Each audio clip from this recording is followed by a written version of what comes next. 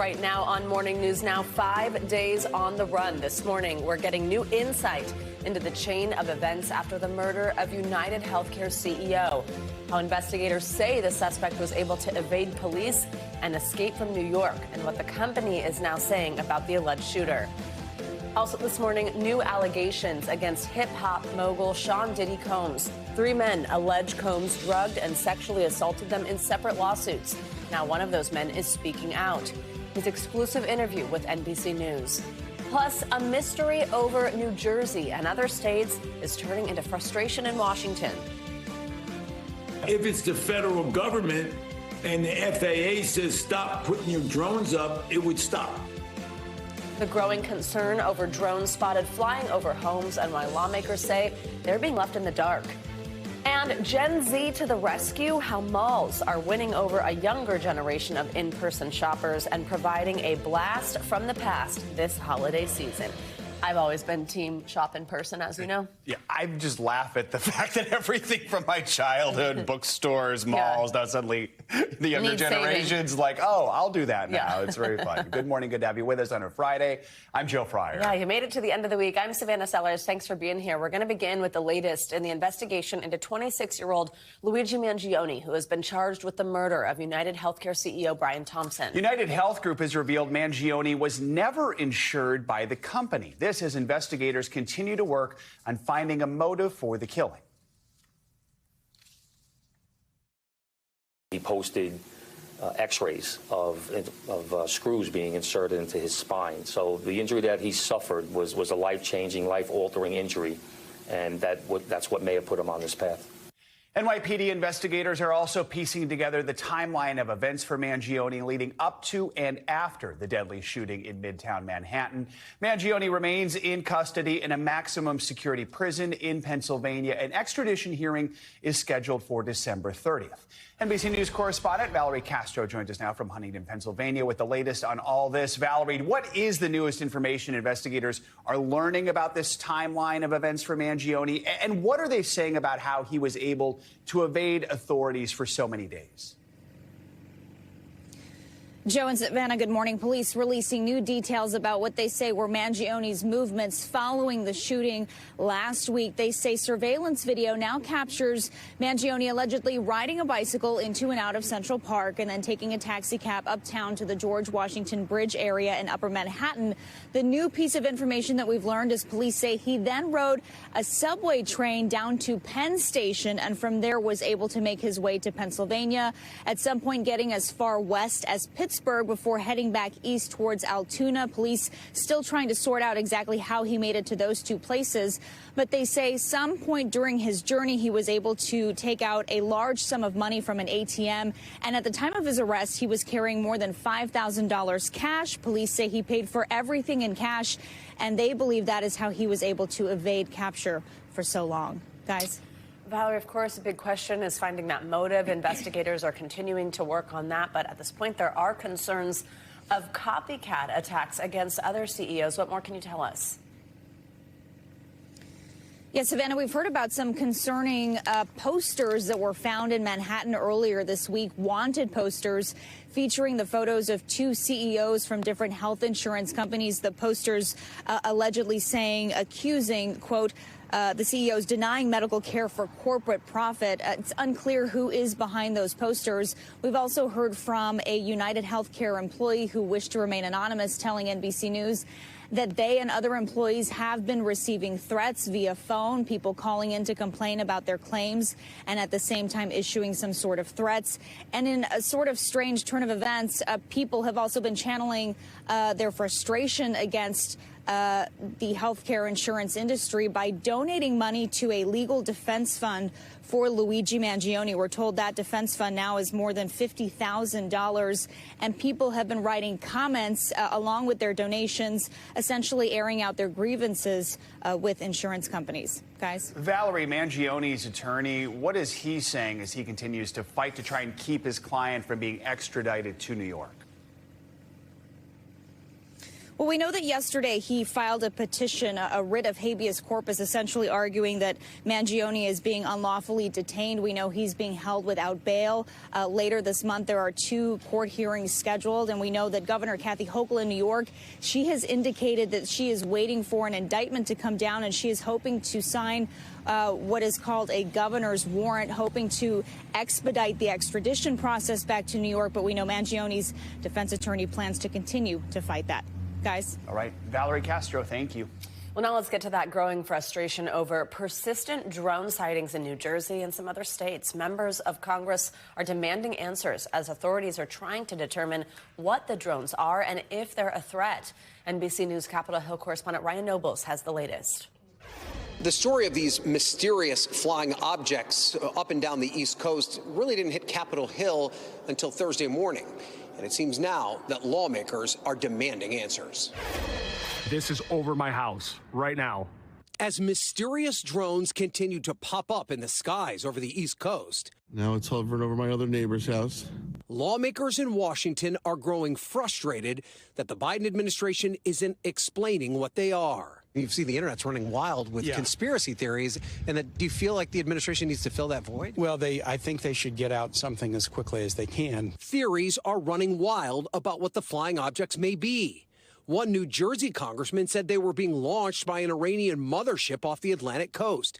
The White House today saying an investigation is underway, but there is no cause for alarm. Right now, there's just no indication that this is some sort of foreign malign activity or, in fact, even criminal. Adding the objects being seen in the sky aren't even necessarily drones. It appears that many of the reported sightings are actually manned aircraft that are being operated lawfully. And while the Pentagon has said they aren't military drones and they do not come from a foreign threat, senators like New York's Kirsten Gillibrand are demanding more information. We cannot simply say, well, they're not causing any harm. Well, do we know that? What are they doing? And who's sending them? The FBI is leading this investigation, but they are getting help from both the FAA and DHS. But none of these agencies have revealed any information about what their probes have discovered, meaning the mystery of what's up in the sky continues. All right, Ryan Nobles, thank you. With just over a month to go until President-elect Trump's inauguration, many of his cabinet picks are stepping up their efforts to gain Senate support. Well, on Wall Street, Mr. Trump took a victory lap yesterday. NBC's Bree Jackson has the latest on all things presidential. President-elect Trump ringing the opening bell at the New York Stock Exchange Thursday after being honored as Time Magazine's Person of the Year for a second time. I think I like it better this time, actually, because but we did a good job. We had a great first term, despite a lot of turmoil caused unnecessarily. But the media's tamed down a little bit. Mr. Trump also taking time to promote policies for his second administration and sending this message to Republicans in control of both chambers.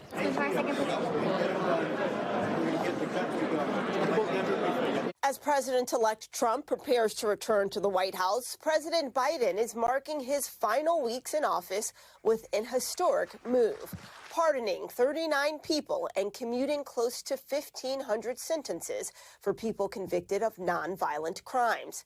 It's the largest single-day act of clemency in modern history. They've all just demonstrated good behavior, have shown that incarceration and at-home confinement has been successful in their rehabilitation, and those are all important criteria to look at. On Capitol Hill, senators are examining whether to confirm Trump's cabinet selections. Embattled nominee for Defense Secretary Pete Hegseth gaining support. I'm going to be supporting Pete for the nomination for the Department of Defense. Hegseth answering a question on whether gays should be allowed to serve in the military. Yes.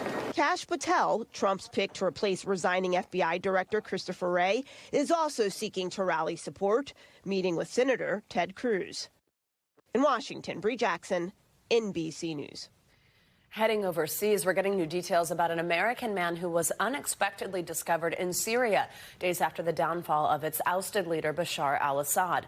The Missouri man says he was on a pilgrimage to Damascus from Lebanon when he was detained crossing the border. NBC News chief foreign correspondent Richard Engel had a chance to speak with him.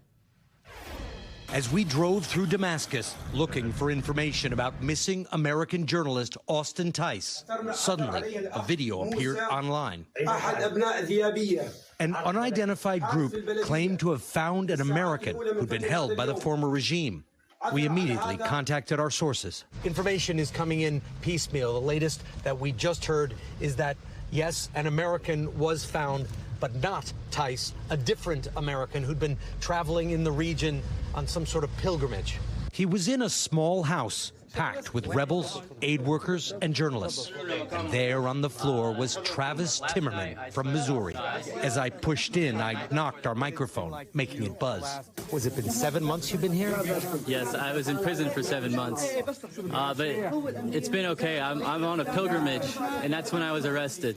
Timmerman says he crossed into Syria from Lebanon without a visa. What did they do to you once you were picked up? I was interviewed to see if I was a political actor, but then they cleared me, essentially, and then I was just held in prison. I wasn't beaten or anything like that. Timmerman was freed on Monday when the rebels overthrew the government and broke into jails to free political prisoners. He was found walking barefoot and alone. Last night I slept outside, and then the night before that I slept with a friend, and the night before that I slept in an abandoned apartment. Have you been in touch with your family? I haven't, but I plan to do that when I can. I was excited, but I was hurt. We spoke to his mother and stepfather back in the U.S. You always want your kids safe.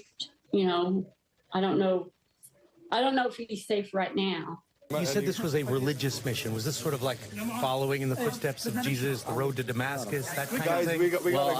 I've heard the word of God. He was taken outside to cheers. Now a free man, after his religious journey, met the harsh reality of the modern Middle East. Timmerman told us he didn't see any other Americans while he was held captive by the Assad regime and knows nothing about the whereabouts of Austin Tice.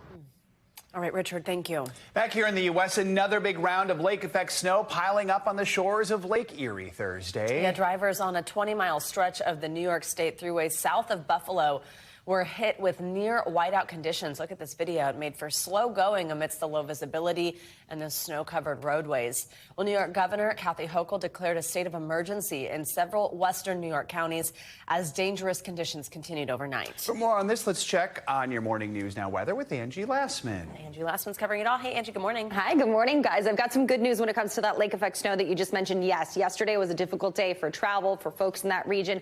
Today, it's going to be an improvement when it comes to these weather conditions. You'll notice we still do have some of these lighter showers of lake effect snow bands setting up just downwind of a couple of these lakes.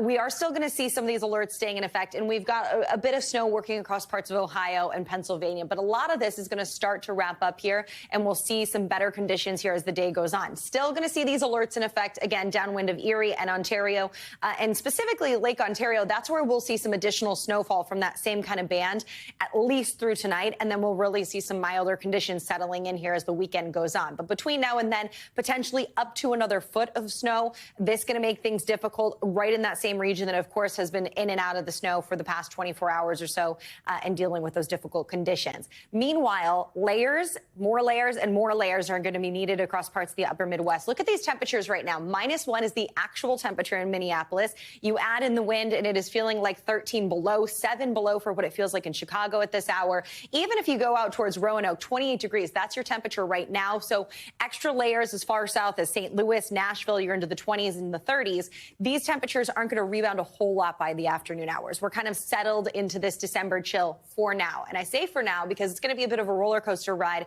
when it comes to these high temperatures over the next couple of days. So extra layers across this region today. Minneapolis into the teens for the high. Detroit at just 23 degrees. But notice this kind of warmth that's centered across parts of the middle of the country. That spreads a little farther to the north and east here as we get through your week, or as we get through tomorrow. Temperatures in the 50s, in the upper 60s in Mississippi. We'll head to the low 60s for Nashville. And then we go, honestly, from the upper 30s in New York City to the upper 50s by Tuesday. So we'll need the extra layers for a couple more days, and then you'll be able to peel them off, and then we'll probably go back to the cooler conditions. So it's going to be a little bit of a back and forth, but if you're not a fan of the chill in the air, then just wait a couple days. Meanwhile, out west, it's the rain and the snow and the winter alerts that we've got up for folks there. We've got this next system working on shore. It's going to slam into the coast today, and that means that some high elevation snowfall for today and some really heavy rain that likely is going to bring us the potential for some flooding concerns, especially across the Sierra foothills. We'll watch for that to happen even into tomorrow, too. And those snow levels, they'll drop. So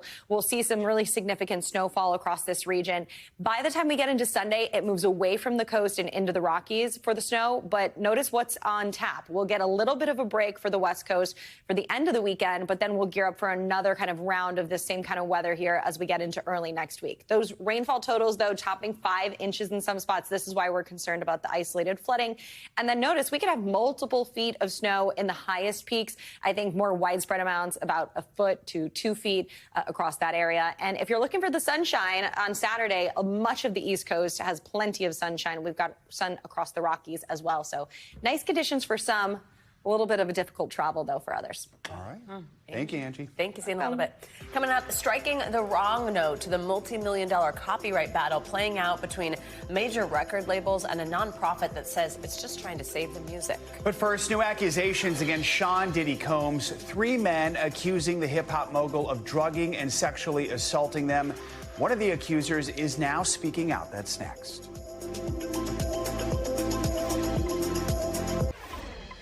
Welcome back. In a new lawsuit, a former longtime employee of Sean Diddy Combs accuses the music mogul of drugging and raping him in a New York hotel in 2020. He's now speaking out in an exclusive interview with NBC News. He's one of 3 men who anonymously filed new lawsuits against Combs yesterday. All 3 allege that Combs attacked them while they were unconscious. Combs denies all those allegations against him. NBC's entertainment correspondent Chloe Malas has the story. We do want to warn you, some of what you hear might be disturbing. 3 men accusing Sean Diddy Combs of rape and sexual assault, according to separate civil lawsuits filed Thursday. The suits allege Diddy plied them with doctored drinks, then attacked them while they were unconscious. They were all very consistent, frighteningly consistent. New York-based attorney Thomas Giffra represents the 3 anonymous accusers. All 3 of these guys, same thing. They'd wake up and he'd be raping them. Kind of difficult for me. One of the new accusers speaking exclusively to NBC News. Can you explain to everyone why you don't want to reveal your identity? Well, at the top of the list, it's definitely shameful and embarrassing. In early 2020, he says he met with Combs at a hotel in Times Square, seeking payment for errand-type work he had completed for Diddy. He says the discussion was cordial and he had a drink. Within like 2 minutes, I start to feel like just very tired, very sleepy. You know, mind you, I'm not under the impression that I'm being drugged or anything like that. He says he was so groggy that he laid down on the couch. When I finally kind of came to, I could feel myself being humped, and I could feel I was penetrated. I'm like, hey, like what's...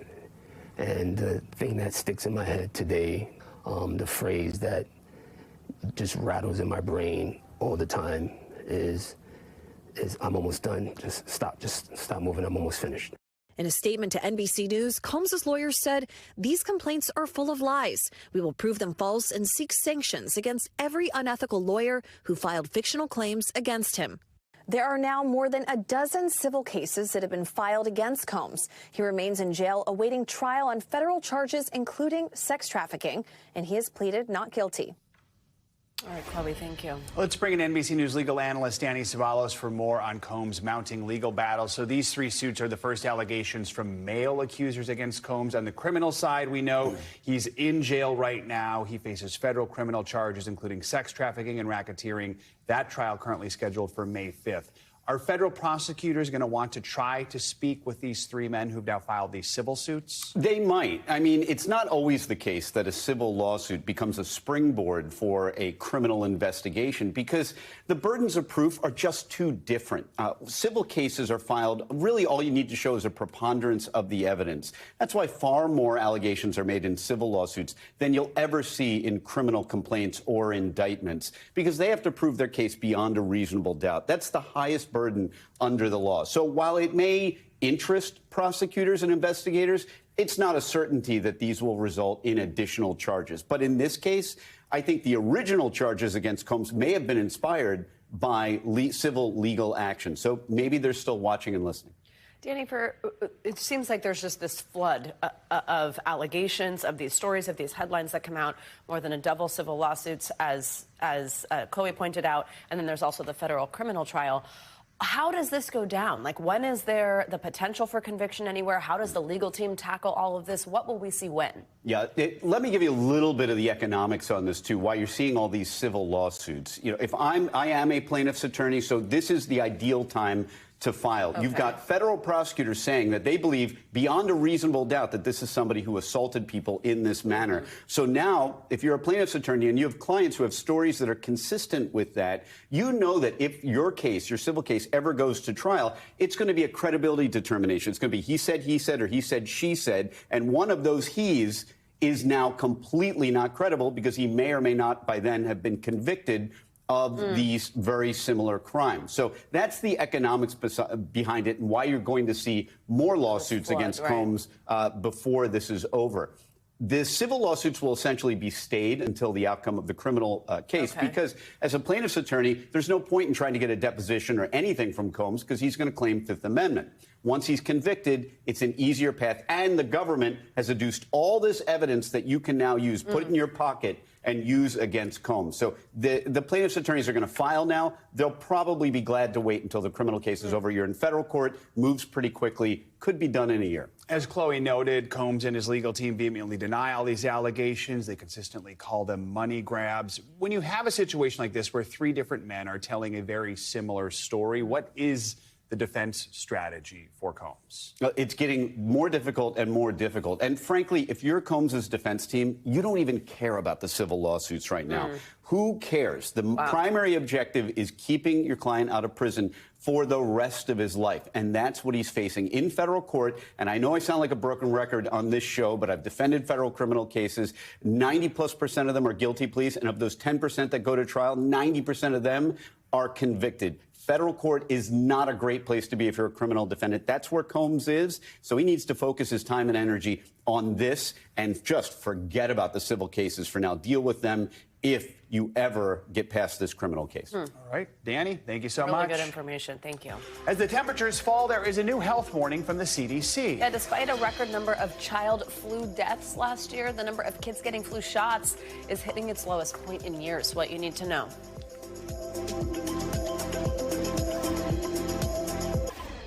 We're back now with a health alert. The CDC released a new report Wednesday showing flu shots among kids have hit a record low. The new data says as of November 30th, just 37% of kids in the U.S. have received the flu vaccine. That is down from 43% last year. Pediatricians are concerned about this downward trend as they see flu cases rise. Joining us now for more on this is NBC News medical contributor Dr. Kavita Patel. Dr. Patel, great to see you. So, I mean, when you look at this data, we actually see that this vaccine in particular among kids, it's been declining for some years, the uptake in it. How concerning is that trend to you, and what do you think's driving it? Yeah, Joan, Savannah, it's concerning because we're right in it. We're seeing cases right now. And when we see these vaccine rates decrease year after year, that doesn't just affect the children themselves that don't get the shot, but it kind of affects the whole population. Remember, we need a certain threshold. We need like at least kind of double that population to get the entire kind of country appropriately vaccinated, because I benefit from you and Joe getting vaccinated. I benefit from my neighbors getting vaccinated. It's a group immunity kind of situation. So this is incredibly low. And even last year, Savannah, it was super low. Only 55% of children vaccinated. This year, we're going to see even lower numbers, as you mentioned. And when we look at last year, I mean, 205 children died from the flu last year. That's the highest number since the pandemic. That number likely undercounted. And yet these vaccination rates continue to fall. So as families prepare to gather for the holidays, can you still get your kids vaccinated? I mean, what's the best advice here? Yes, you can. It's not too late. It takes, once you get the shot, and remember, it's just one shot. Once you get the shot, it takes a couple of weeks for you to get the full immunity, but you do get even some protection, even days. So do not wait. Go ahead and get vaccinated. And you can also get your other vaccines at the same time, so you don't have to spread them out if you're trying to catch up on COVID shots, an RSV shot, a pneumonia shot. And anyone 6 months or older can get their flu shot right now. And especially if you're older, have chronic conditions, or pregnant, this becomes even of higher importance, along with children.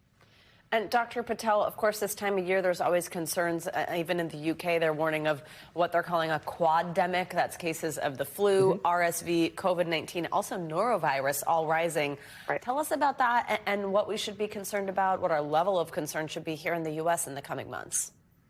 Yeah, so what happens in one country in another part of the world eventually hits all of us. We learned that during COVID. We see that certainly with the flu. So in the UK, as you mentioned, Savannah, they've got the 4 viruses kind of all happening at the same time. These are 4 viruses: COVID, norovirus, the respiratory syncytial virus, or RSV, and flu. These are viruses we're used to seeing, and we're used to seeing in patterns, but there are record numbers of hospitalizations. And the UK also, just like the US, has also had low vaccination rates. So if you offer that what you're seeing in the UK, you might see in the United States, that's absolutely true. And what we don't want is to overwhelm the health system and have people with any of these viruses not be able to get care. Best way to do that is to prevent it by getting vaccines. Of those 4 we mentioned, Savannah, 3 have vaccines. So I think it's incredibly important to just keep that in mind. And then keep in mind, it's not just about you getting sick. We all want to see people over the holidays. I'm going to be in London. I'm going to make sure that where I can, I'm washing hands, that where we need to wear masks, if any of my family members are sick, I'm going to keep them separate so they don't get other people sick in these crowded spaces. Good advice, Dr. Kavita Patel. Thank you so much. Happy holidays. Thank you. Thank you. A North Carolina couple is getting a new start after a secret struggle with medical debt. NBC News senior business correspondent Christine Romans talked to the couple about their life-changing news that they no longer have to suffer in silence with unaffordable medical bills. For 15 years, Gary and Donna Lindaberry worried they'd lose the home they built in the mountains of western North Carolina. You wake up every day and you wonder, is this going to be my house tonight? It started in 2009. Gary Lindaberry's heart attack required a quadruple bypass. At 64 years old, the retired factory worker didn't have insurance, figuring in 6 months he'd be eligible for Medicare. I said, we don't have the money for this. I can't do this. He told the doctor he'd just go home and wait. He was pretty plain that I didn't have 6 months. I probably didn't have 2 days. The bills for his care totaled close to $100,000. I wouldn't have made that in 5 years. The hospital sued the couple for payment, putting a lien on their home. Gary and Donna kept their plight a secret. Did you tell your kids? No. Both of us come from families that paid their bills. By one estimate, Americans owed $220 billion in medical debt, a leading cause of bankruptcy. The Lindaberrys paid what they could, but barely made a dent.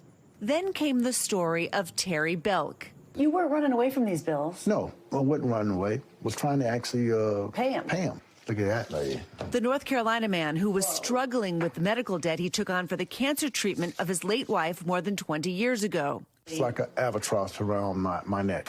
Now to the growing financial burden for millions. After Belk's story aired on NBC Nightly News back in September, just a few days later, Belk received a call from the hospital. They're going to be lifting liens and counseling judgments. Not long after Belk had that call, the Lindaberrys received their news. I'd say the first thing I felt was just a tremendous weight was gone. Cancellation of judgment. Advocate Health, the parent company of Atrium, was canceling the judgment against them, zeroing out the $92,000 of debt that was hanging over their heads. We're both just ecstatic.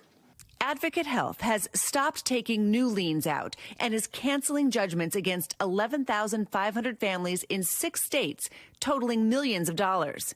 In a statement telling NBC News, quote, removing judgment liens on homes to recover unpaid medical bills was a natural next step in our continuing efforts to make sure patients aren't burdened by medical costs. You built it, and then part of it belonged to the healthcare system, but now it belongs to you again. Yeah, it's ours. The Lindaberrys now free to enjoy their health and their home. Christine Romans, Vilas, North Carolina. Isn't that a nice story? Well, as President-elect Trump lays out his agenda, he's taking aim at electric vehicles. Trump has threatened to cut the $7,500 tax credit enacted by Congress under President Biden for people who purchase or lease a new EV. And that could hurt workers in a key swing state where those cars are built. NBC News correspondent Maura Barrett has reaction from auto workers at a Ford plant in Michigan. An investment like never seen before, more than $15 billion from the Biden administration to push automakers to switch to electric vehicles. Ford jumped on it, ramping up production fast on new flagships like a revamped Mustang. We take our Mustang Mach-E everywhere. And the F-150 Lightning. For auto workers like Michelle Thomas, that meant more work in a growing field, flush with cash. We were just excited about being a part of something new. We were anticipating, like, hey, we're going to have some long work days.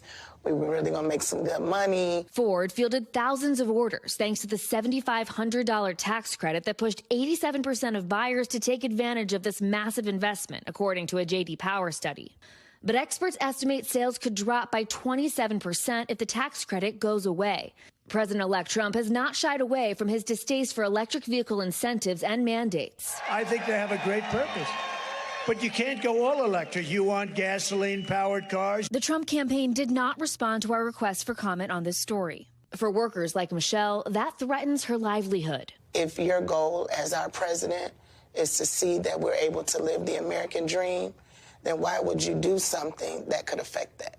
Electric vehicles are a factor in combating climate change, which is why President Biden's Energy Secretary, Jennifer Granholm, criticized the incoming Trump administration for the rollback threat, putting a geopolitical twist on her pitch to keep those projects going. It just is counterproductive. Why would we take a backseat to an economic competitor like China? They have an economic strategy. They want to be number one. So if we get out of the game, we're just going to cede that territory all over again? It's bad strategy for the United States and for workers and for communities across the country. But some experts point out getting rid of the tax credit could loosen regulations and ultimately produce more jobs. You can make hybrids, plug-in hybrids, range extender hybrids. Those all have jobs and more jobs potentially than just an EV because you have more components. One automaker open to this change? Tesla, which only makes EVs and is run by the auto exec with Mr. Trump's ear, Elon Musk. Musk, who's been tapped to run an advisory board to make recommendations on budget cuts, suggested on his social media platform X that he wants to end all government subsidies, including for EVs. But there's another factor. Musk said in an earnings call this year that getting rid of the tax credit would be devastating for his competitors and actually helps Tesla long term. That's why it seems most automakers want things to stay the same. The New York Times reporting a coalition of 42 auto companies wrote a letter to President-elect Trump asking him not to scrap the federal regulations that push the industry to sell EVs. We should note Ford declined to participate in this piece, even as its workers speak out. The money has been invested, so to just turn away from it, it could be devastating for a lot of companies. Mark DePaoli, the first vice president of the UAW Local 600, watched battleground Michigan swing for Trump, in part due to union workers who broke from the union leadership's endorsement of Vice President Harris. What do you hope the next administration focuses on in terms of these jobs? I think everybody, from workers all the way to the executives of the company, are really looking for stability. Because nobody really knows right now where we're headed for the future. Our thanks to Maura Barrett for that report. Well, it is important to note that Congress will have to approve any changes to the EV credit laws before they can be eliminated.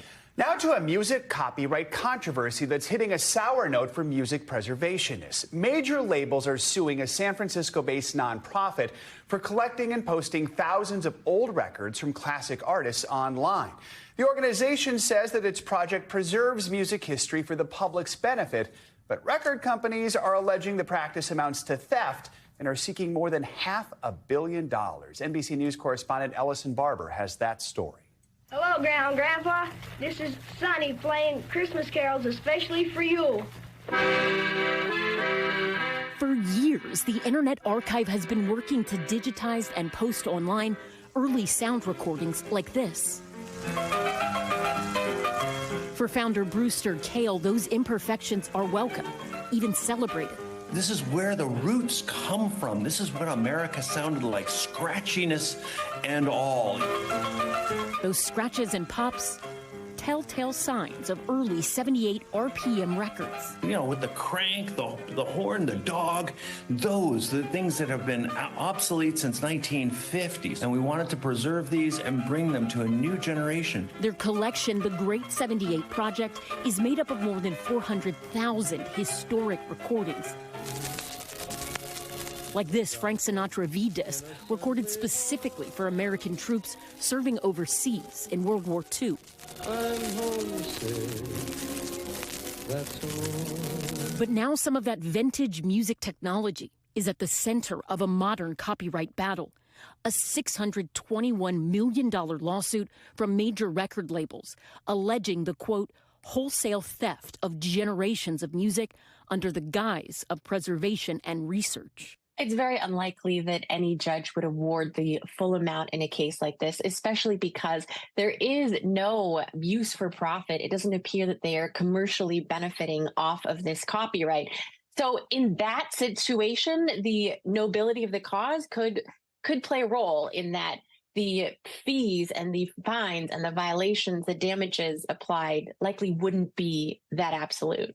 The lawsuit targeting just 4,000 of the songs from acts like Billie Holiday, Elvis Presley, and Ella Fitzgerald. Already, the Internet Archive has taken down all the recordings that they've asked for. Even more than that, the things that they've mentioned, whole record labels we've taken down. This is not the first time the Internet Archive has faced copyright litigation. Just last week, the San Francisco-based nonprofit said it's ending a lengthy legal battle with publishers over a now shuttered program to digitally lend out books.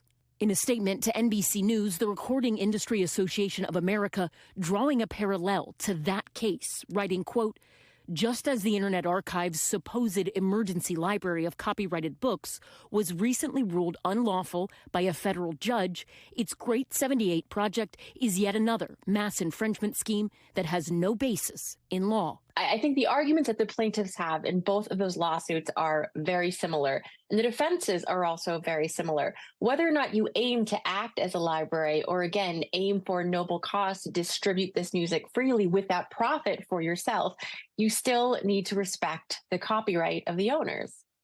But supporters of the archive worry about what it means for tens of thousands of older songs that have a digital home. I wonder what's going to happen to all of this music 40, 50, 100 years from now. More than 500 independent artists, including Amanda Palmer, the lead singer of the punk band The Dresden Dolls, are now calling on the record labels to drop the lawsuit in an open letter. Also signing on, pop duo Tegan and Sarah and rock group Eve 6. And we love the idea of an organization that's created to protect the longevity of the music that we make, the songs we write. And the major labels are never going to have to think that far ahead. I'm glad to see the musicians coming together and saying, don't do this in our name. An organization documenting the past, now grappling with its future. Ellison Barber, NBC News. Coming up, a commercial comeback. The surprising shoppers powering a resurgence in malls and why the past could become the future of consumerism. Next.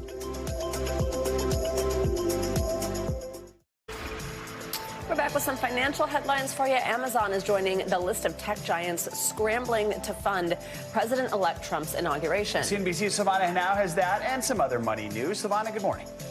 Hey, Joe. Hey, Savannah. Good morning to you and happy Friday. Yeah, so Amazon founder Jeff Bezos appears to be the latest tech figure trying to curry favor with the incoming Trump administration. His company is reportedly readying a $1 million donation to the president-elect's inaugural fund, according to the Wall Street Journal. And it comes after Meta donated the same amount yesterday and ahead of a planned meeting next week between Trump and Bezos, who have both criticized each other publicly in the past. President-elect Donald Trump threw his support behind the anti-automation stance of some 45,000 dock workers. Their talks are currently at an impasse as they face a January 15th deadline to come to a deal or risk another strike that would effectively shut down commercial shipping on the East and Gulf Coasts. Trump gave his backing after a meeting with International Longshoremen's Association leaders, saying the money saved is not worth the harm it causes to workers. The union already negotiated a 62% wage hike over 6 years in earlier talks. And new research finds nearly half of U.S. teens are online almost constantly. According to the Pew Research Center study, YouTube was once again the single most popular platform among teens, with 90% saying they are on it. 63% say they are on TikTok, and 59% use Snapchat. Social media sites are coming under increasing scrutiny over their impact on young people and their mental health, guys. Silvana, thank you very much. Speaking of Amazon, it is one of many retailers embracing new AI innovations. And NBC got an exclusive look inside its next generation fulfillment center, which is designed to get your holiday packages to you 25% faster. NBC News Now anchor Vicky Nguyen reports.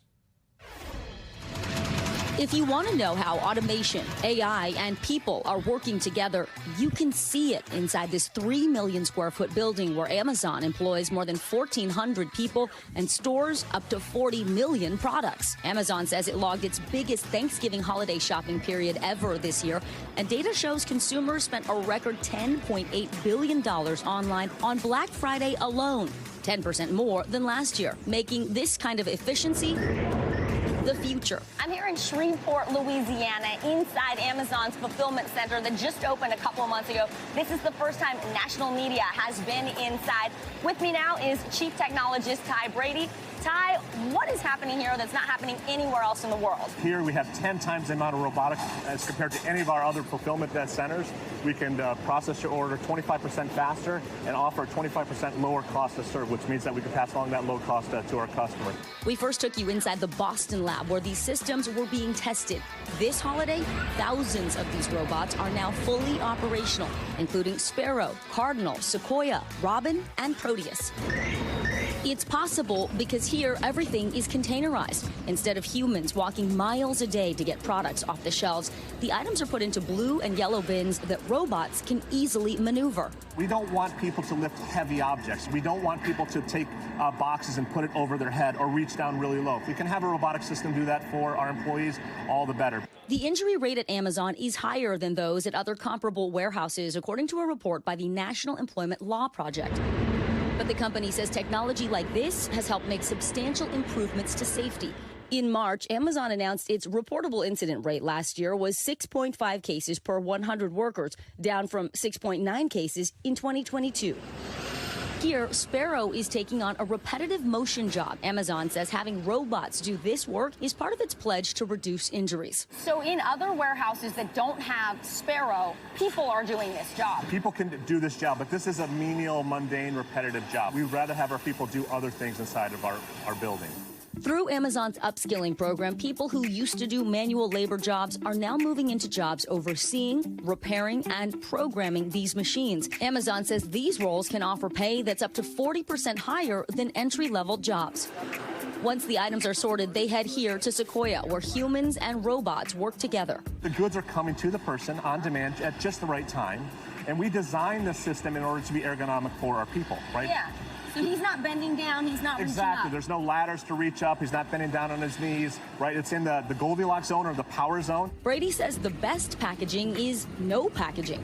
He says Amazon's eliminated more than 130 million plastic bags by replacing them with paper or even skipping packaging. So if something already comes in its own box or packaging that's safe to ship, you don't need to add more packaging. That's right. This is Proteus. As you can see, it's carrying a bunch of Amazon items ready for delivery, and it has little eyes on its face, and it can sense when we're close to it.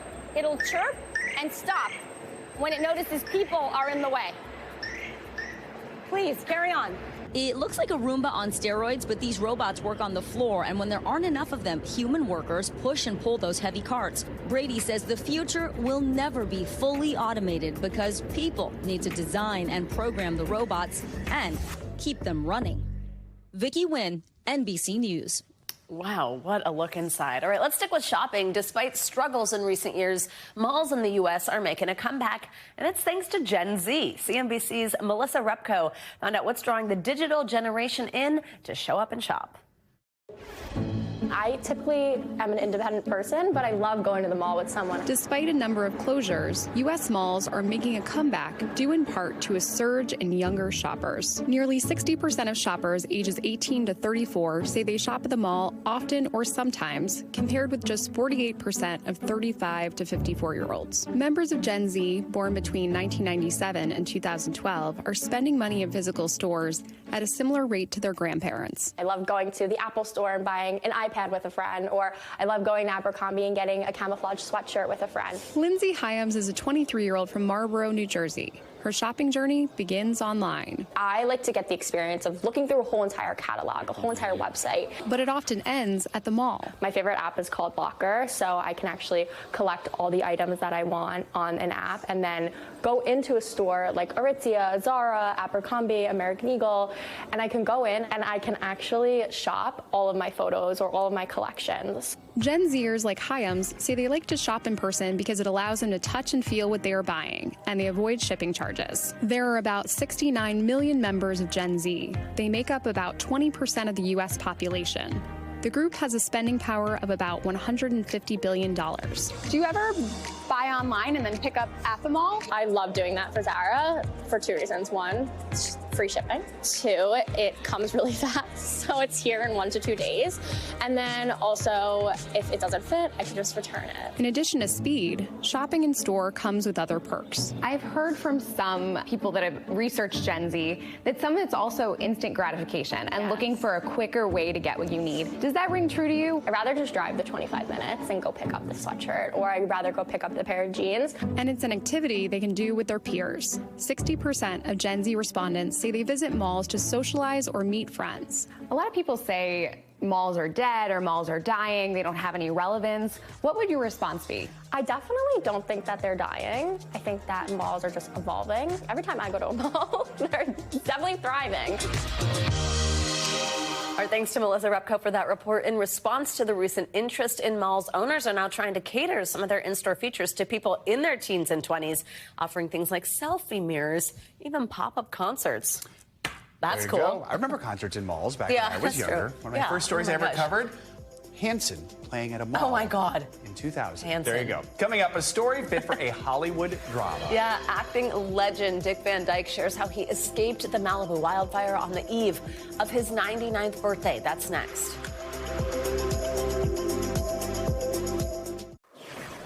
Welcome back. Longtime viewers of Morning News Now know we love a good space story. So if you're looking for another celestial stunner this evening, look up to the skies because the Geminid meteor shower will actually hit its peak tonight and tomorrow. NASA says it's one of the best and brightest meteor showers that you'll be able to see all year. How do you watch? Well, NASA's Marshall Space Flight Center says the most important thing to do after finding the darkest place you can is to look away from the moon, which could obviously outshine the show. They're best seen after 9 p.m. and before dawn. Prime time, good news for you night owls out there, it's around 2 a.m. Just a couple hours before we get up. Or just look for videos online. Yeah, that's always true. Thanks, Joe. Finally, this hour, we've got some good news about a Hollywood legend who escaped that wildfire that tore through parts of Malibu, California earlier this week. And it's just as he's getting ready to celebrate a major milestone. NBC News correspondent Dana Griffin spoke with him and has the story. Yeah. Wow. You want to sit down or? On the eve of his 99th birthday, beloved actor Dick Van Dyke invited us inside his Malibu home. What a ham. Oh my gosh, she's so sweet. Yeah. The screen legend, known for America's most classic film and television roles, now sharing the harrowing moment. He narrowly evacuated this week's wildfire in Malibu.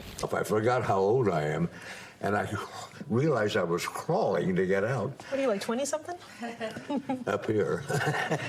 As the wind-driven Franklin fire came down the canyon behind his home, I have a fire hose that hooks up to my pool. Van Dyke tried to douse the house, but it proved too much. I thought, my God, I'm not going to make it out of here, because I was trying to crawl to the car. I had exhausted myself. I couldn't get up. 3 neighbors came and carried me out and came back and put out a little fire in the guest house and saved me. Thank God for them.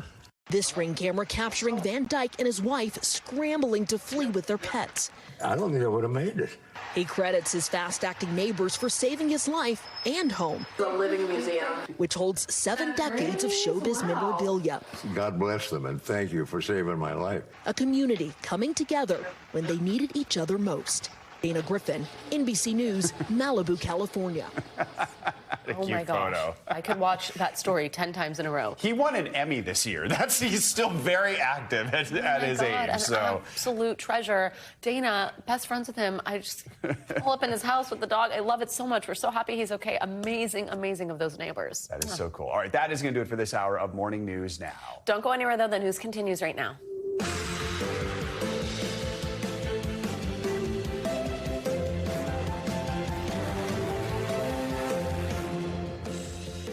Good morning. Happy Friday. I'm Savannah Sellers. I'm Joe Fryer. Right now on Morning News Now, Mother Nature bringing the burr to more than a few states. A dangerous cold snap serving up some serious snow, kneecapping roads in the Northeast and throughout the Great Lakes.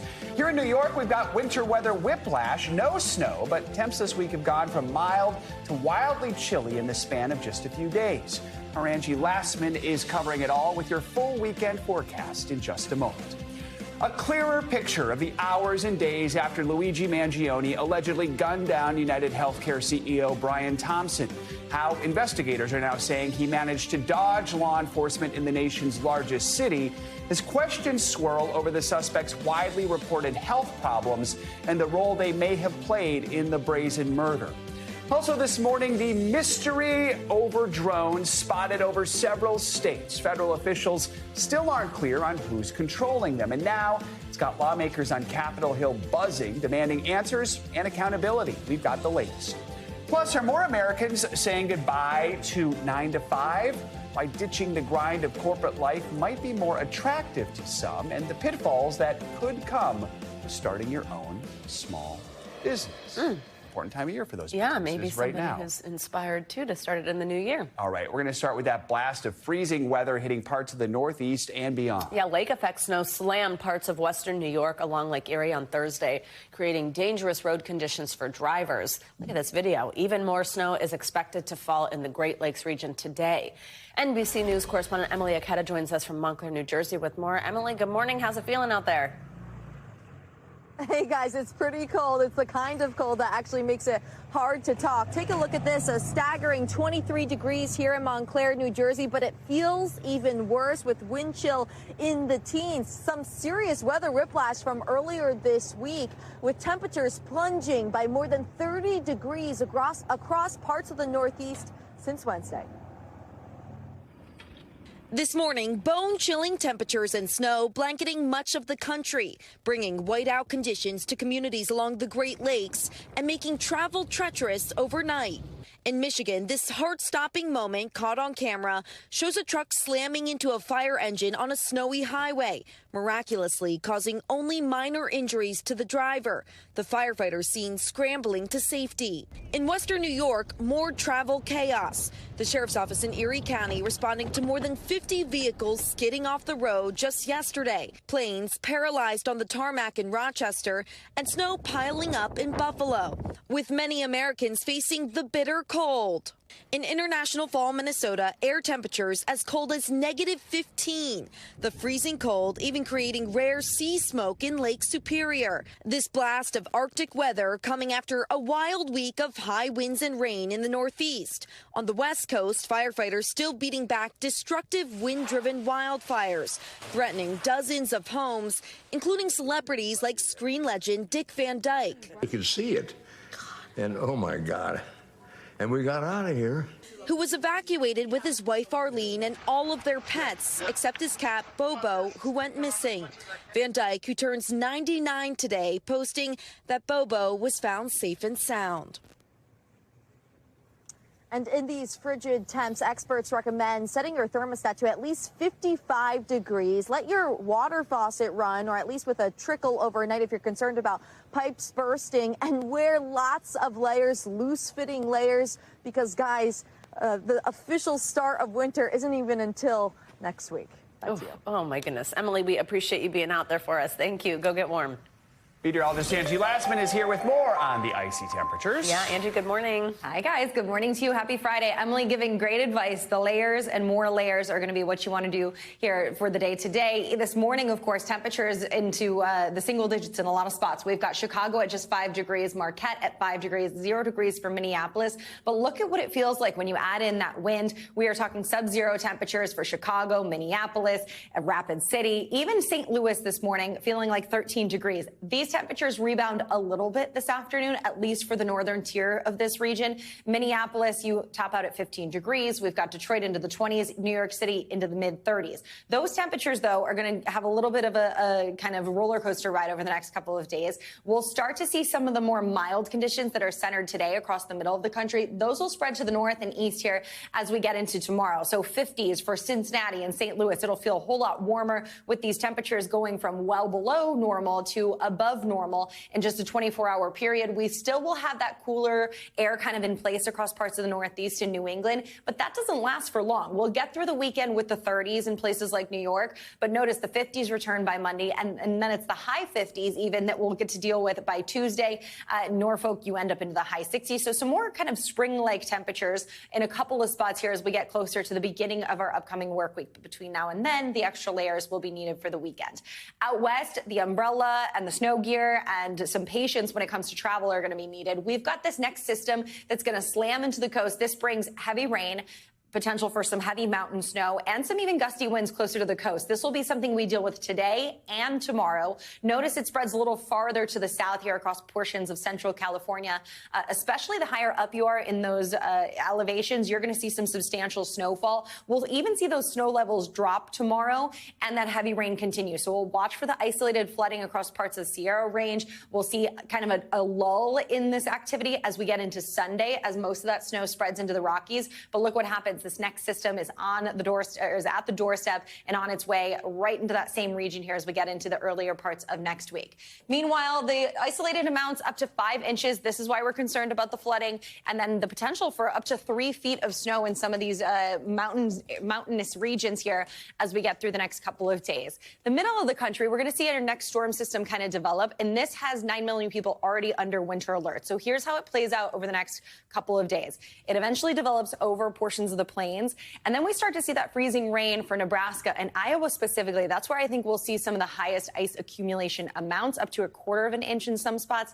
That's going to be more isolated, but again, there'll still be some snow, there'll be some sleet, not quite as impressive amounts of accumulation, but when we do see the potential for freezing rain, guys, of course that means the difficulty with travel on the roads. We'll maybe see some power outages and some down trees, but I'm more concerned about folks on the road, especially in places like Iowa, Wisconsin, Nebraska over the next couple days. Hopefully better to have it now than when everyone really hits the road. For the holidays, yes, of course. Yeah. All right, thanks, Angie. Of course. Thank you. Well, rallies are taking place across Syria today to mark the downfall of its government last week. Meanwhile, the Islamist rebel leaders who seized power continue to release detainees from prison amid hopes that missing American journalist Austin Tice will be found. NBC's chief foreign correspondent Richard Engel has more on the search for his whereabouts.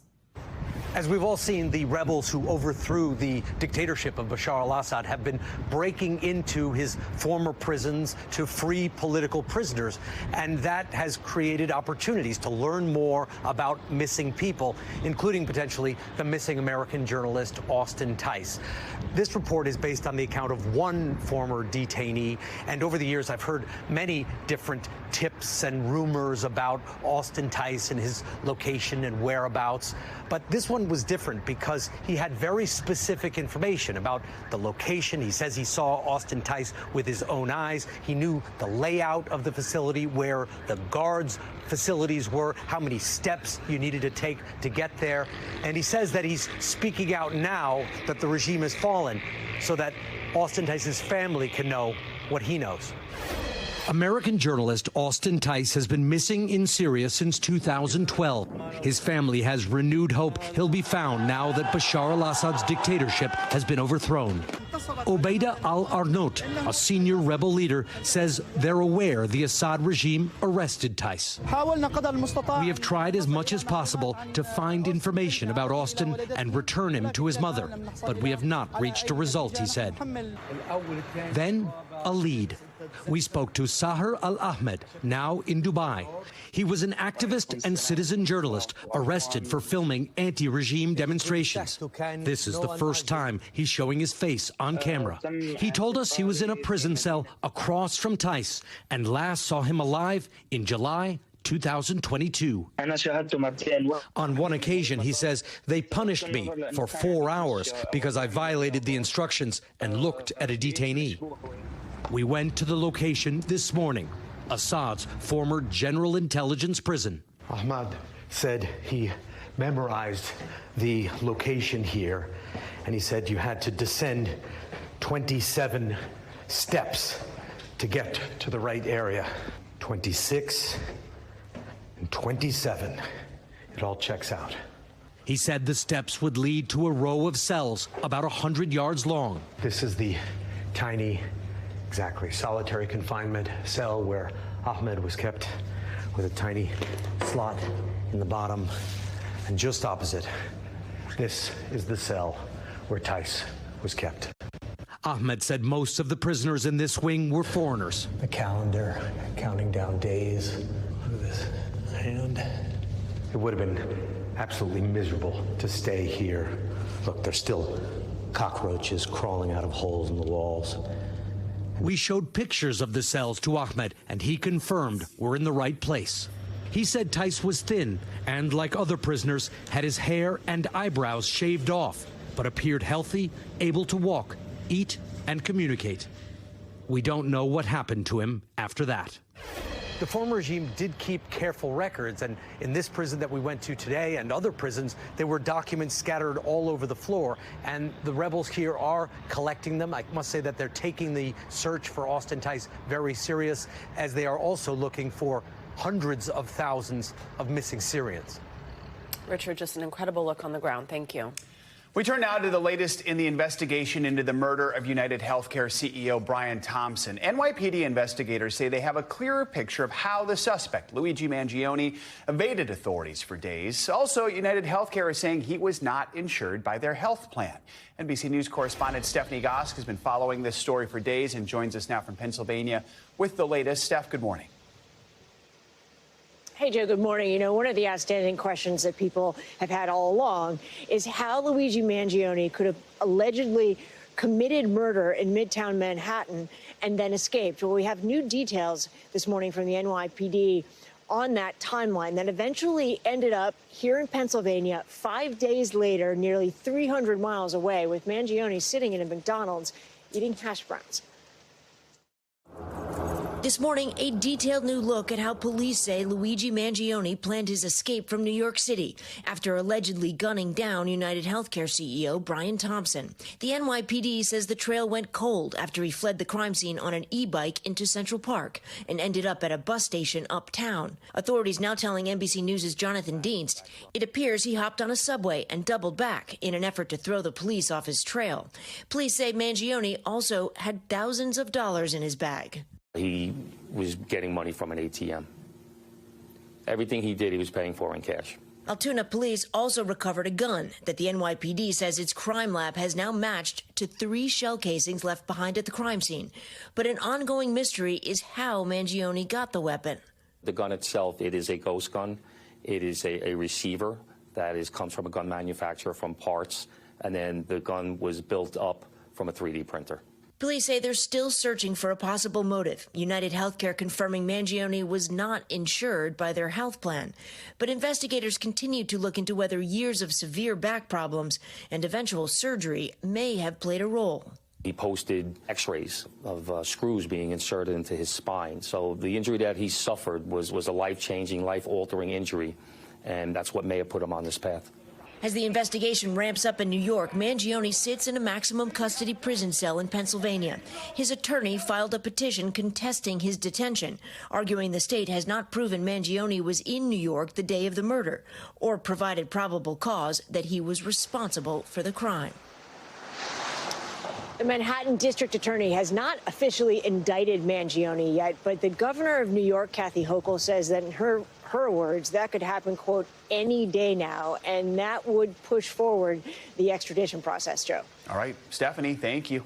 Well, President-elect Trump was on Wall Street yesterday ringing the opening bell at the New York Stock Exchange after being named Time Person of the Year for the second time.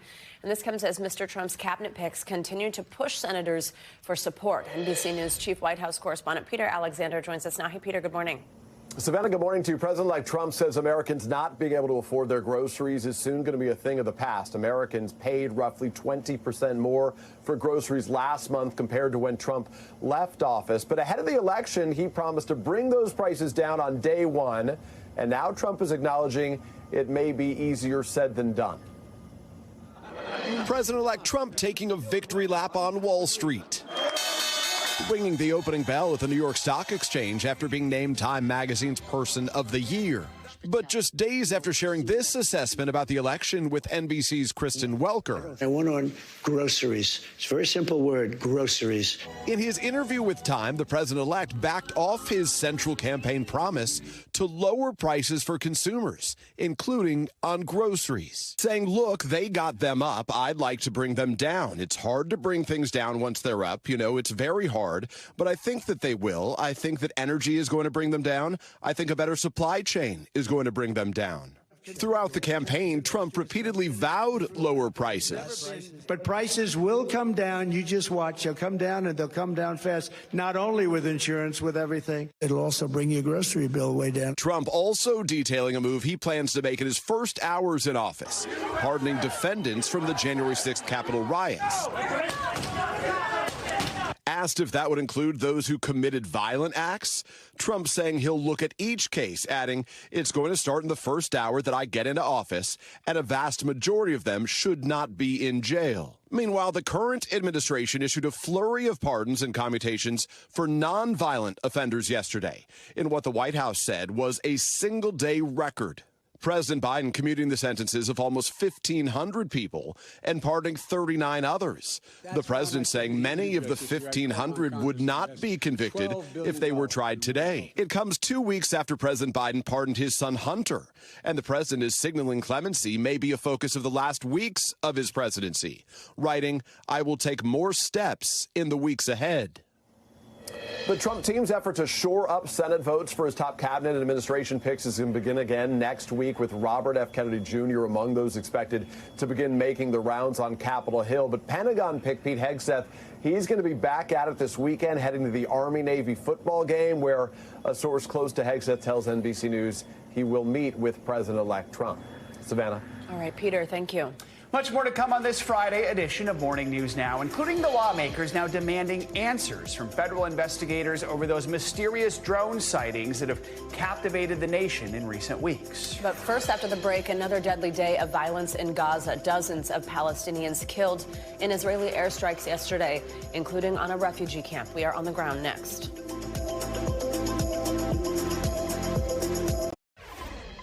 We are back with the latest out of Gaza, which is reeling this morning from another deadly day of Israeli bombings. Gaza's director of field hospitals tells NBC News that at least 70 Palestinians were killed in strikes across the enclave on Thursday, including this refugee camp you see on your screen. It's in the central part of the Strip. The attack came a day after the UN General Assembly voted overwhelmingly in favor of a resolution calling for an unconditional and immediate ceasefire in Gaza. The United States and Israel were among 9 countries to vote against. But speaking in Turkey earlier this morning, Secretary of State Antony Blinken said there were positive signs surrounding a ceasefire hostage deal. We discussed Gaza, and we discussed, I think, the opportunity to finally try to complete the hostage ceasefire agreement, to get the hostages home, to get a ceasefire in place. And what we've seen in the last couple of weeks are more encouraging signs that that is possible. NBC News International correspondent Raf Sanchez joining us now from Tel Aviv. Raf, thank you for being with us. So let's start with that attack yesterday on that refugee camp in Gaza. Our NBC News crews were there to capture the aftermath of that bombing, as well as another in Han Yunis. What are they reporting? So, Savannah, this is a strike that took place in central Gaza, a refugee camp known as Nuseirat. And local authorities in Gaza are saying at least 30 people were killed in this attack. And they are saying that children are among them. Now, we asked the Israeli military about this. They say they were targeting a senior operative from Islamic Jihad. That's the smaller militant group inside Gaza underneath Hamas. They say that they carried out the attack and there were a number of what appear to be secondary explosions, which they think might have been a sign that there were weapons being stored in nearby buildings. So that is Israel's explanation. This is a very, very familiar story at this point, that Israel says it was targeting a member of Hamas, a member of Islamic Jihad, and you end up with what appear to be a very large number of Palestinian civilians killed in the process. Savannah. Raf, as we just heard a little bit from Secretary Blinken, he's been meeting with Turkish officials about the situation here in Gaza, as we're discussing, also in Syria. We have National Security Advisor Jake Sullivan also meeting with Israeli Prime Minister Netanyahu. We heard a little glimmer of hope there from Blinken in what we played a moment ago. Are we getting any closer to a ceasefire hostage deal? Yeah, I have to say, Savannah, there does seem to be some quiet momentum towards a possible deal to end the war in Gaza, to bring those hostages home after more than 400 days in captivity. Jake Sullivan was here in Tel Aviv yesterday. He had just met with Israeli Prime Minister Benjamin Netanyahu, and I asked him, why is it that all of a sudden there seems to be some progress towards a deal, given that talks have been stalled so long? His explanation was, he said that the ceasefire deal that ended the fighting between Israel and Hezbollah, signed a couple of weeks ago, has changed Hamas's position at the negotiating table, that they are no longer holding out for a regional war. They are showing more flexibility. It does seem Prime Minister Netanyahu also prepared to be more flexible, according to an Israeli official I spoke to. One of the big sticking points in these negotiations has been Netanyahu has been refusing to withdraw troops from the Gaza-Egypt border. This official says there does seem to be some flexibility on that position now that there wasn't previously. Savannah. Raf, what's the latest on aid getting into the Gaza Strip? There's still not enough, according to humanitarian organizations. It's almost unbelievable to say, but there's a fraction of the amount of humanitarian aid getting into Gaza today as there was 6 months ago. That's according to figures from the United Nations. That's partly because the Rafah crossing from Egypt into Gaza remains closed after Israeli forces seized that border. There is more aid getting in now than there was a couple of months ago. The U.S. has really put pressure on Israel to allow more food, allow more aid in. But as you say, winter is closing in at this point, and our team in Gaza has seen just horrifying scenes of people who are trying to shelter their families in tents that they have made of wood, of tarp, and it is cold weather, and they are on these exposed beachfronts with the Mediterranean washing in. Savannah. All right, Raf, thank you for your reporting. Now let's get to the latest on those mysterious drone sightings. A group of leaders from New York and New Jersey have written letters to several federal agencies. That includes the FBI. They are demanding answers and transparency after more drones have been spotted, and now over Maryland. NBC News correspondent Sam Brock is here with more details. Sam, good morning. Savannah, good morning. Look, this has been going on, obviously, for weeks. One New Jersey mayor that we spoke with expressed gratitude for this call to action from the 4 senators in New York and New Jersey, saying it's about time. Those senators warning that protecting infrastructure, safety, and privacy could be at stake here, and they want an update ASAP from federal agencies. Comes as the White House says there's no evidence the reported drones pose a national security risk and may actually be manned aircraft in many cases. The reported drone sightings that have consumed New Jersey. It's a drone! Now expanding to Bowie, Maryland, outside of Washington, where a group of 4 senators from New York and New Jersey are demanding a briefing from the FBI, FAA, and Homeland Security as soon as possible on how the agencies are working to identify and address the source of these incursions. We don't know who is sending them, who's controlling them, whether they are spying. I've been a little frustrated. There hasn't been enough transparency, letting people know what's happening. It's allowing a lot of potentially misinformation to spread, or at least fear. At Rose's Luncheonette in Kenville, New Jersey, the drones are the talk of the town. There's a lot of panic in the area. The restaurant's owner says he was actually woken up by one. It sounded like a helicopter.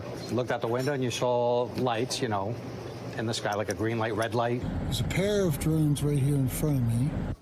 About a week ago, Mayor Sam Morris in nearby Mine Hill Township investigated reports of 8 drones flying by his government building. You saw them right over there, right over this tree line. He says local mayors are demanding answers, too. This smacks of a lack of control, and that makes people very uncomfortable.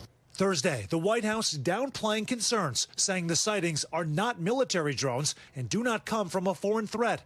They aren't even sure if they're drones at all. It appears that many of the reported sightings are actually manned aircraft that are being operated lawfully. Rob D'Amico is the former head of the FBI's counter-drone unit, who says it can be easy to confuse drones with planes or other aircraft. So you suspect that a large percentage of these sightings are actually manned aircraft? I believe probably 90% of them are. And I think the other 10% are drones that are allowed to be flying. Whatever's swooping around in the skies, locals believe they're not getting the full story. Do you get the impression the federal government knows way more than what they're revealing to people? Without a doubt. I think that reflects a lot of people in this case, guys. In a joint statement, the FBI and the DHS said that they're working with their federal partners and the New Jersey State Police, deploying personnel and technology to investigate. As far as what kind of drones we're talking about here, that could be the size of cars. How could they be that big? Experts say that agricultural drones would be one example of that, some specialized ones for video and photography. Even hobbyists, some hobbyists have them too, Savannah. But the chances of there being an agricultural drone or drones I was just going to say, flying around with pesticides 11 p.m. at night doesn't seem like the time. Doesn't really track so much. Sam Brock, we've got a lot of questions, so we're going to continue. Thank you. We're going to continue this conversation with Rob D'Amico. He's the founder of Sierra One Consulting and a former FBI counter-drone unit chief. You also just saw him in Sam's piece where, Rob, good morning. Thank you for joining us. You mentioned the prospect that maybe these are these manned aircrafts and not something illegal. I guess, though, if you live under where this is going on, clearly people have noticed a change. It's not just like, oh, you know, it's aircraft that would normally be flying. Somebody's flying it. It's okay. It's nothing out of the ordinary. But something out of the ordinary seems to be going on, right? Well, what happened out of the ordinary was these mayors and such started telling people to look for drones because someone saw something that they hadn't seen before. And then once you tell people to go out and look for them and they start looking up in the sky at night, they start seeing what we normally see as manned aircraft that you're not used to. And anytime the FBI counter-drone unit went to like the World Series or Super Bowl, and we said that our unit's name was there, they started seeing drones mostly at night that weren't really there because we had the systems to look for them. But then we had apps like Flight Radar 24 where you can see all the manned aircraft. And there's stacks of aircraft above almost every area of the United States. Some at 9,000 feet, some at 10, 20, 30, but they look right on top of you at night. People aren't used to looking up in the sky like that. So I guess just to be clear, just because I'm hearing what you're saying and wondering, especially being close to the area, having a lot of friends who live there who are taking videos, sending them to me, talking about what they're seeing every night. Are you suggesting that maybe this actually isn't out of the ordinary? Maybe this is what's going on all over the place, but people in New Jersey are just paying more attention? Or are you saying maybe that's a little bit true, but there also is more activity than normal? I think a little bit of both. I think, one, you're going to start seeing people now that they're reporting like in Maryland, because, again, they're on certain flight paths that they're going to see it. I think in New Jersey, people are now starting to fly drones, one, just to be smart Alex. You know, that like, oh, okay, we can start flying drones. Let's see who sees them. And then there's also people flying drones to find other drones. So I think that the duality of people saying, look up in the sky, and then some people going out to fly drones to look for drones, and then some people just flying drones because people are reporting them and they want to get, more attention that way. So I think it's a combination. But when people start, I think you're going to start seeing this around the country more because people are not used to looking up in the sky. I'd sent some screenshots of what those apps look like, and the planes are just, piled on top of it. Each state, but they're just at different altitudes. And then all the videos of you see where they're lined up and stuff, like LaGuardia last night, they had a bunch. That's the landing pattern. That's how planes land. If you go to a major airport, you see them stacked up. They look on top of each other, but they're miles apart, waiting to land in order. Interesting.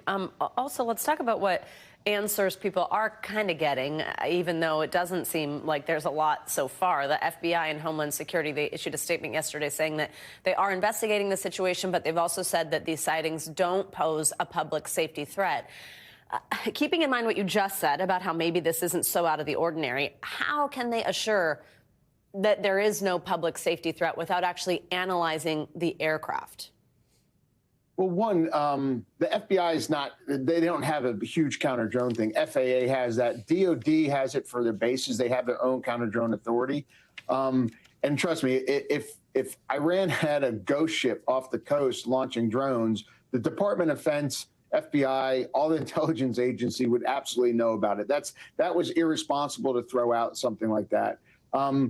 But they can start looking. The New Jersey State Police has a system. They have D-Drone, I believe. I used to be an advisor for that company, and it's probably the top counter drone system out there. It can detect drones and the operators 50 kilometers away.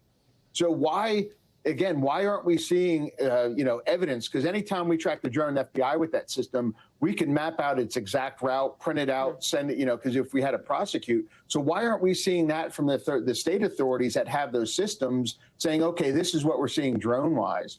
And it's not saying drones aren't there. I don't know of many car-sized drones that are flying around the country. Even the agricultural ones aren't that big. But a plane at 9,000 feet will look like a car at 100 feet over the trees when you don't know what you're looking at. Rob D'Amico, fascinating stuff there. Thank you very much. Coming up, saying bye-bye to your 9 to 5. After the break, we're digging into a new report this morning that's taking a look at the rewards and challenges of running a small business. That's next on Morning News Now. We're back with some financial headlines. YouTube TV is bumping up prices again. CNBC's Silvana Henao joins us with that and other news. Hey, Silvana. Hey, Savannah, good morning to you. Yeah, because it's not expensive as it is already. So YouTube is raising the price of its streaming service once again. In an email to subscribers, the company said the monthly cost will jump to $82.99, up from $72.99. And the change takes effect on January 13th. YouTube told its customers it doesn't make the decision lightly, but the increase is needed to keep up with the rising cost of content. Something else getting more expensive, egg prices may soon approach record highs. There are two big reasons why, according to market analysts and economists. Bird flu has reduced egg supply, and there is a strong consumer demand right now as we get into the thick of the holiday season. The average retail price of eggs in the U.S. has risen nearly 40% since November 2023 and 8% last month alone. Now, one egg supplier says it's likely we will soon see prices near the record high set in January 2023 of $4.82 a dozen for grade A eggs. And Stanley is recalling 2.6 million travel mugs over concerns that loose lids could cause hot liquids to spill out and result in people getting burned. The recall of the popular brand includes Stanley switchback and trigger action stainless steel mugs sold from June 2016 through this month. Now, the affected mugs were sold at a number of retailers, including Amazon, Walmart, and Target. The recall covers 12 to 20 ounce mugs in a variety of colors. People love Stanleys. Oh, they sure do. Even though there's a recall. All right, Silvana, thank you so much. Well, a lot of people have wrestled with the question of whether it's better to have the security of being an employee at a big company or risk it and start your own business. Well, now a new survey has found that 70% of small business owners never want to work a traditional job again. The findings from NerdWallet are part of a new report that looks at the rewards and challenges of small business ownership. Here to talk more about this NerdWallet study is small business expert Elizabeth Ayula. Elizabeth, great to have you with us. Thanks so much for being here. So according to this survey, 19% of Americans now say they are small business owners. I find that number so impressive because it just seems so tough to get started. Tell us, what are some of the most common types of businesses that are being run? Well, there are different types of businesses out there. So we have these days lots of e-commerce businesses. And also we can think about non-traditional businesses. We have lots of social media influencers out there. We have people selling products and also service-based businesses out there as well. Elizabeth, what are some of the main reasons that people do this in the first place, that they go start a small business? Well, there are several reasons, but our survey found that the leading reason is that people want to increase their income. So, of course, people want to earn more money. And with all of the cost of living increases this year, that is not surprising. Another thing is that people want flexibility over their time. So they want to spend more time with their family, engage in hobbies they enjoy, or simply just rest. A third reason I'll give is that some people have a successful side hustle. So their side hustle actually ends up turning into a full-fledged business. How does this tie in? I can imagine if you get those things, bigger income, more flexibility, it makes sense, right? That 70% say they never want to go back to a regular job. What'd you make of that number?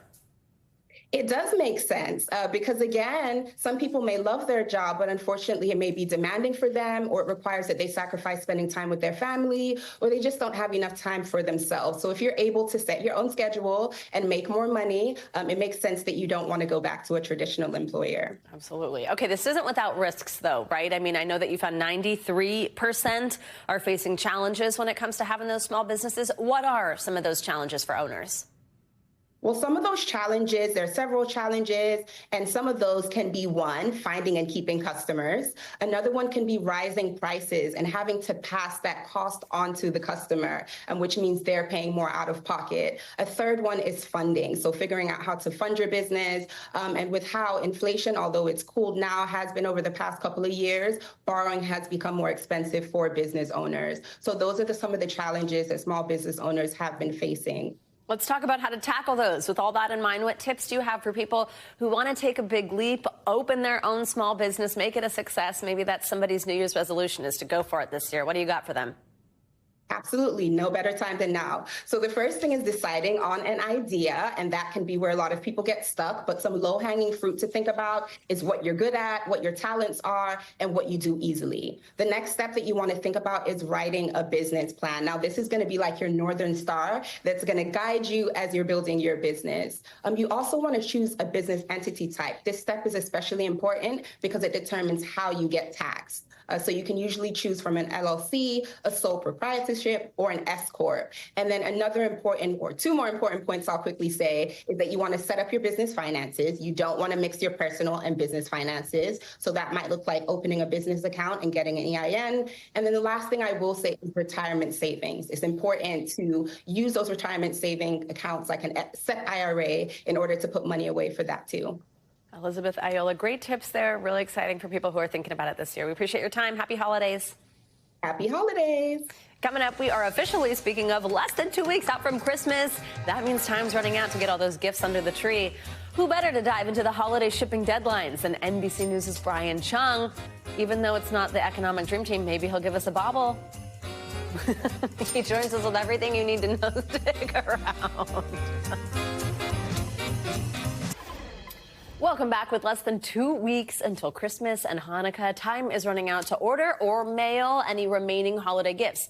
In fact, not to make you panic or anything, but today is actually the last day to ship via FedEx Ground if you want those gifts to arrive on time. Here with everything you need to know about holiday shipping deadlines is NBC News business and data correspondent Brian Chung. Brian, I feel like you made people panic.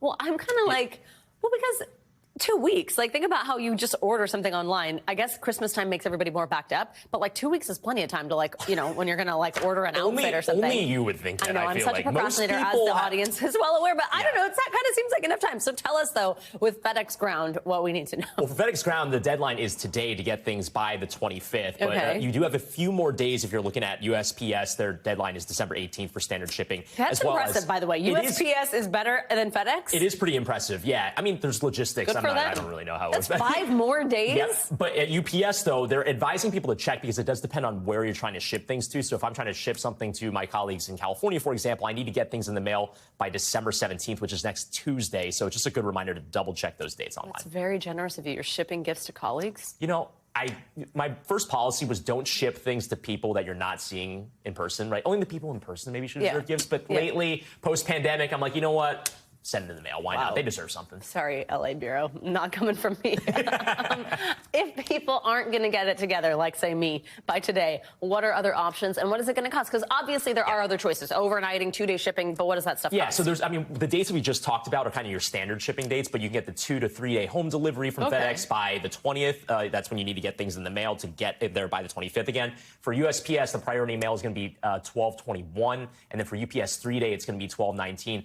In some cases, those carriers actually offer even faster. They could do like next day shipping. But again, the cost goes up the closer you get to the 25th.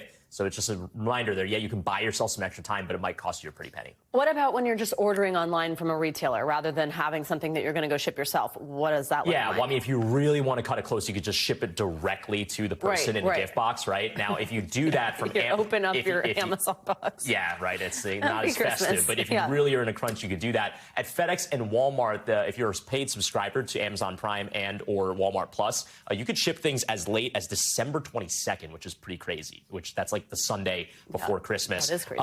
But if you're a non-member, you don't have access to that free fast shipping. So it'd be December 16th for Amazon, December 19th for Walmart. So again, just remember those dates are coming up next week. So no kidding. It's coming up quick. All right, real quick, other than getting your act together today, how can we save? Yeah, well, there's a day for everything. And apparently tomorrow is National Free Shipping Day, which a number of retailers participate in, where they offer free shipping for the day. So J.Crew, I believe, participated in it last year. But another good reminder is to sign up for membership-free trials. I just mentioned Walmart Plus. There's a trial that you can sign up for there where you could get access to that free shipping, at least during that trial period. And then you can also use flat rate boxes and old packing materials, because in some cases it can cost more just to buy the box and pay the shipping than it is for the actual gift. So if you just have some old cardboard lying around, you could use that. Maybe that's what I'll do for my colleagues in the LA Bureau.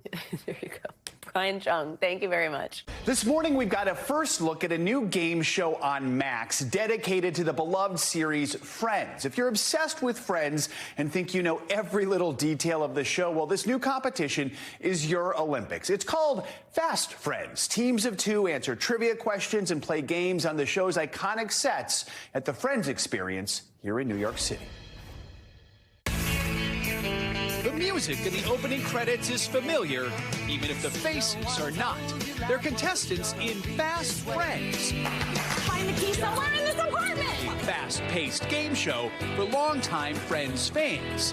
Smelly cat! Like, really long time. I've pretty much been a fan since this.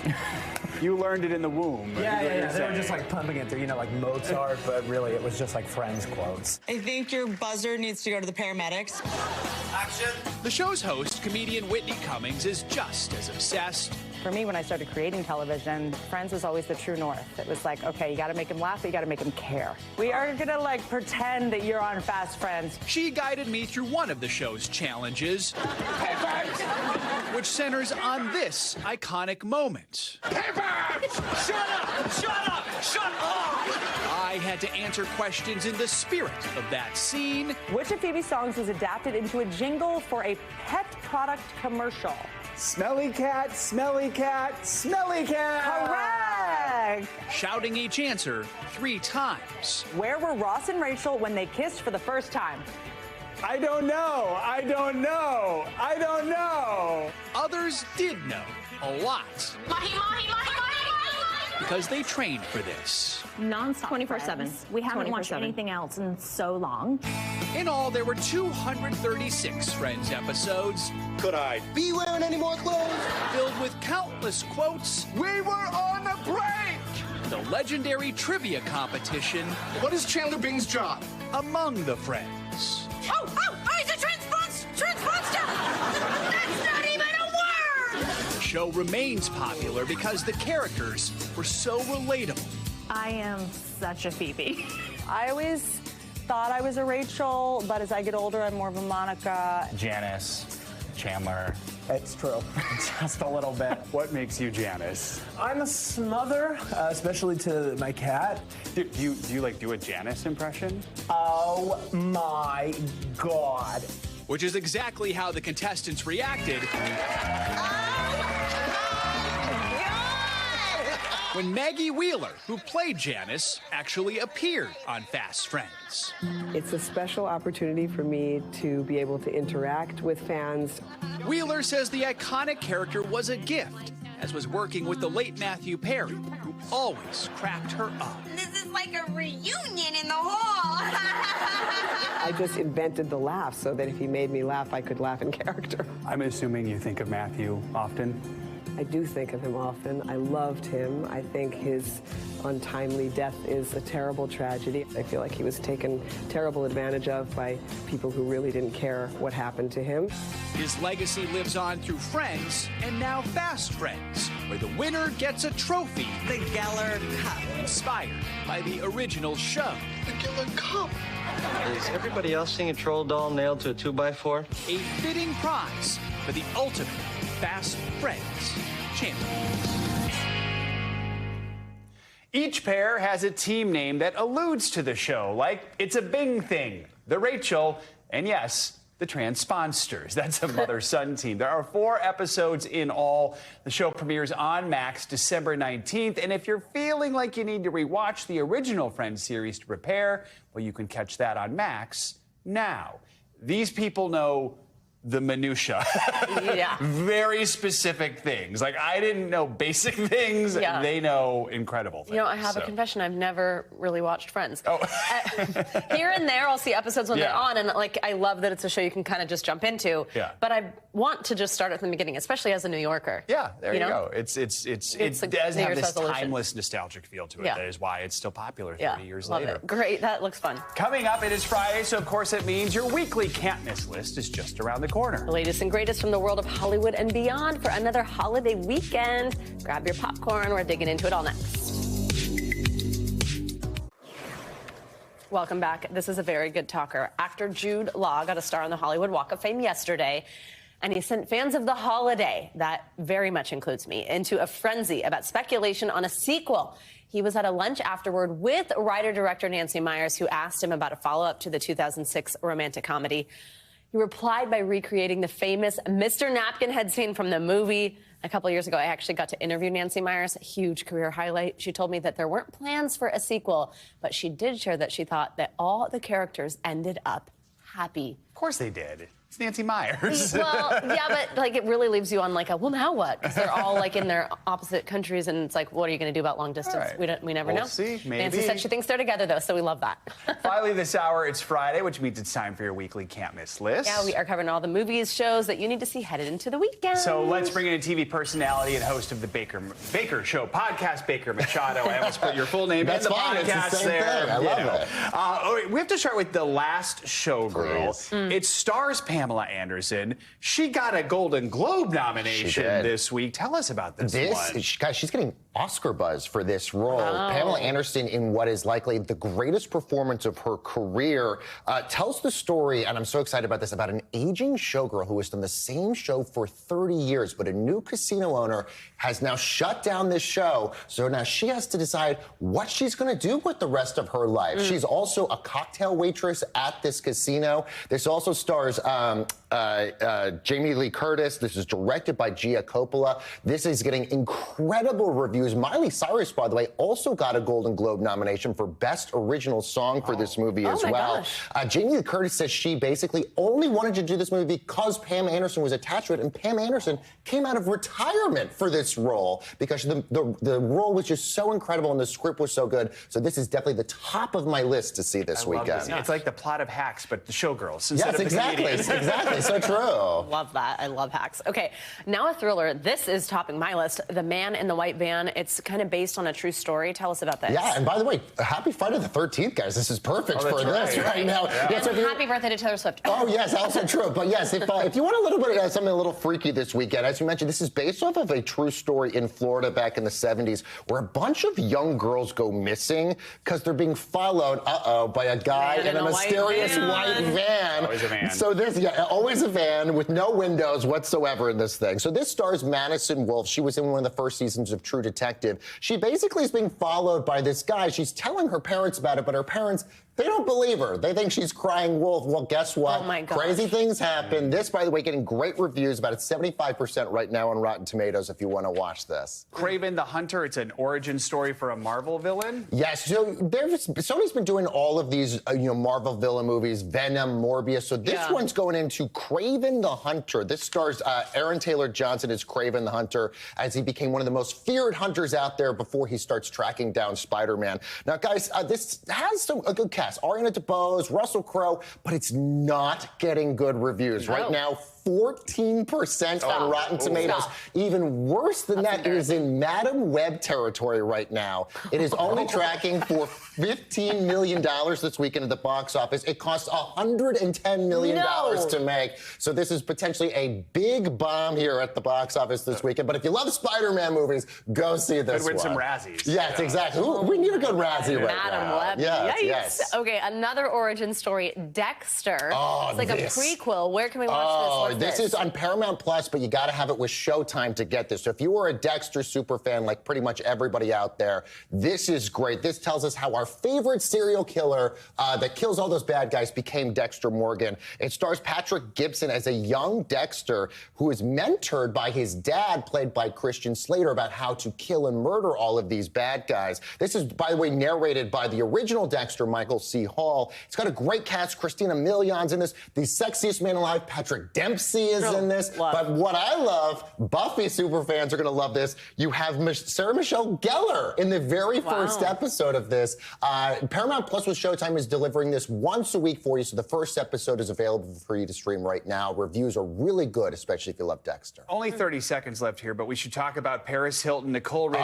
They're back. 20 years later, guys, they are back. They're in Arkansas. They're doing all the good stuff that we love them, that they did all back in the day. They're back at Sonic. They're doing all their fun stuff. 3-episode series over on Peacock. They're, by the way, making their favorite song that they made at 7 years old called Sana-Sa into an opera. So somehow that is the whole tagline of this whole show. I don't even know what that means, but it looks like fun. Yes. Baker Machado, some great stuff. A lot of stuff to watch. Yeah, my God, I'm excited about a lot. Thank you. Great to see you. That is going to do it for this hour of Morning News Now. Stay with us, though. The news continues right now.